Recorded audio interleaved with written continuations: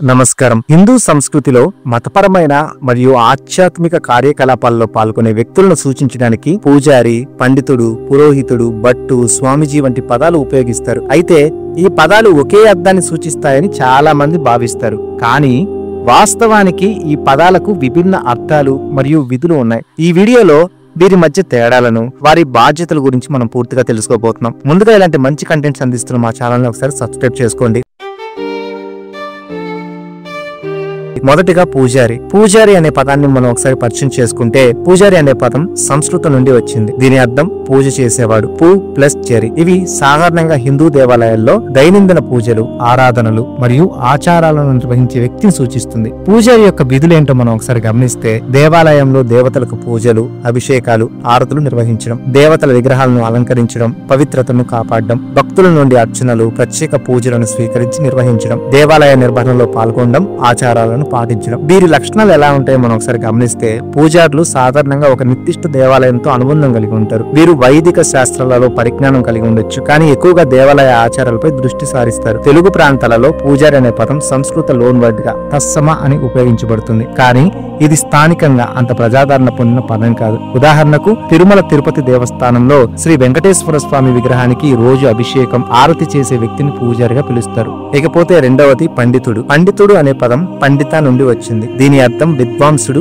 లేకపోతే జ్ఞాని. ఇది సాధారణంగా వేదాలు, శాస్త్రాలు లేకపోతే ఇతర మత గ్రంథాలలో లోతైన జ్ఞానం కలిగిన వ్యక్తిని సూచిస్తుంది. పండితుని విధులు ఎలా ఉంటాయో ఒకసారి మనం గమనిస్తే, వేదాలు, పురాణాలు, శాస్త్రాలను అధ్యయనం చేయడం మరియు బోధించడం, జ్యోతిష్యం, వాస్తు లేదా ఇతర శాస్త్రీయ విషయాల్లో సలహాలు ఇవ్వడం, కొన్ని సందర్భాల్లో పూజలు లేదా హోమాలను నిర్వహించడం, సమాజంలో ఆధ్యాత్మిక మరియు సాంస్కృతిక విషయాలపై మార్గదర్శనం చేసేవారు పండితులు. ఇకపోతే వీళ్ళ లక్షణాలు ఎలా ఉంటాయి? పండితులు సాధారణంగా విద్యావంతులై శాస్త్రీయ జ్ఞానంతో ఉంటారు. వీరు దేవాలయాలతో అనుబంధం కలిగి ఉండకపోవచ్చు, కానీ సమాజంలో గౌరవనీయ వ్యక్తులుగా ఉంటారు. జ్యోతిష్యం లేదా వైదిక శాస్త్రాలలో నైపుణ్యం కలిగిన వారిగా తరచూ పండితులుగా పిలుస్తారు. ఉదాహరణకు ఒక జ్యోతిష్య పండితుడు గ్రహాల స్థితిని విశ్లేషించి వివాహం లేదా గృహప్రవేశం కోసం ముహూర్తం నిర్ణయిస్తాడు. ఇకపోతే మూడవ వారు పురోహితుడు. పురోహితుడు అనే పదం సంస్కృతం నుండి వచ్చింది. దీని అర్థం ముందు నిలిచి నడిపించేవారు. ఇది సాధారణంగా వైదిక ఆచారాలు, హోమాలు మరియు సంస్కారాలను నిర్వహించే వ్యక్తిని సూచిస్తుంది. వీరి విధులు ఎలా ఉంటాయంటే,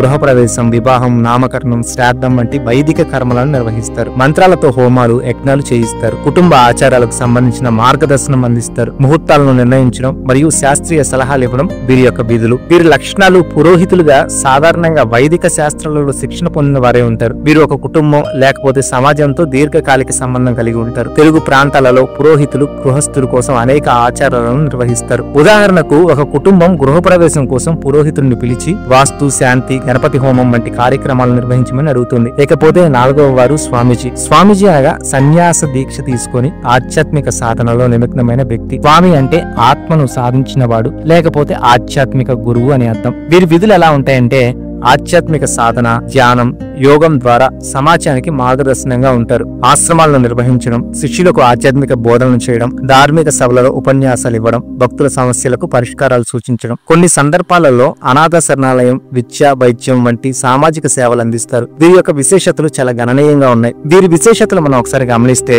స్వామీజీ సాధారణంగా సన్యాస దీక్ష తీసుకొని లౌకిక జీవితాన్ని త్యజించి ఉంటారు. వీరు ఆధ్యాత్మిక గురువులుగా లేకపోతే సామాజిక సంస్కర్తలుగా గుర్తించబడతారు. ఉదాహరణకు స్వామి వివేకానంద, శ్రీ శారదాదేవి వంటి వారు స్వామీజీలుగా గొప్ప ఆధ్యాత్మిక నాయకులుగా గుర్తించబడతారు. వీరి యొక్క సామాజిక స్థానం: స్వామీజీ ఆధ్యాత్మిక నాయకుడిగా సమాజంలో అత్యంత గౌరవనీయమైన స్థానం కలిగి ఉంటారు. ఇకపోతే ఐదవ వారు భట్టు.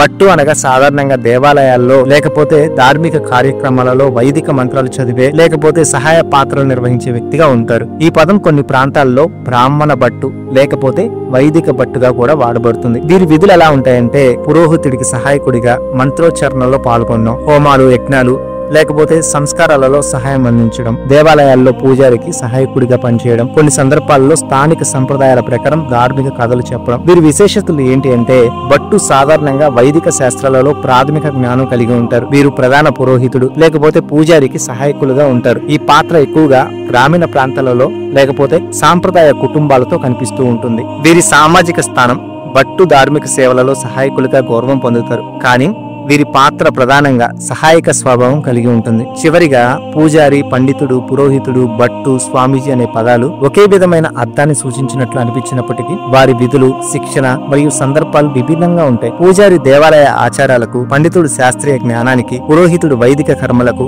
భట్టు స్థానిక ఆచారాలకు మరియు స్వామీజీ ఆధ్యాత్మిక మార్గదర్శనానికి ప్రతీకలు. ఈ వ్యత్యాసాలను అర్థం చేసుకోవడం ద్వారా తెలుగులో, సంస్కృతిలో వారి పాత్రలను మరింత గౌరవించవచ్చు. ఈ వీడియో మీకు నచ్చింటే లైక్ చేయండి, షేర్ చేయండి. ఇలాంటి మంచి కంటెంట్ ఉన్న వీడియోస్ కోసం మాది అన్టోల్డ్ ఛానల్ ఒకసారి సబ్స్క్రైబ్ చేసుకోండి. Thanks for watching.